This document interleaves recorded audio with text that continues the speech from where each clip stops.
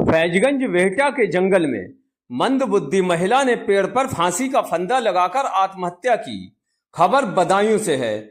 बदायूं के सुरैनी पापड़ी गांव का रहने वाला रामकिशन दिव्यांग है। उसकी 25 वर्षीय पत्नी प्रीति मंदबुद्धि थी। बुधवार और गुरुवार की मध्य रात्रि लगभग 12 बजे के आसपास बदायूं के थाना फैजगंज वेहटा क्षेत्र के सुरैनी पापड़ी गांव के जंगल में शहतूत के पेड़ पर प्रीति का शव फांसी के फंदे पर लटका मिला। सूचना पर पहुंचे परिजनों ने पुलिस को सूचना दी। पुलिस ने शव को कब्जे में लेकर गुरुवार को शव का पोस्टमार्टम कराया है। पति का कहना है कि प्रीति मंदबुद्धि थी और अक्सर उसे दौरा पड़ा करते थे। फिलहाल इस मामले में पुलिस जांच कर रही है। क्या नाम है आपका? रामकिशन। कहाँ के रहने वाले? ग्राम सुरनी पापड़ी। अच्छा, क्या हुआ पत्नी के साथ? पत्नी ने करसूता पेड़ पर फांसी लगा खत्म हो गई। मंदबुद्धि की? हाँ जी सर।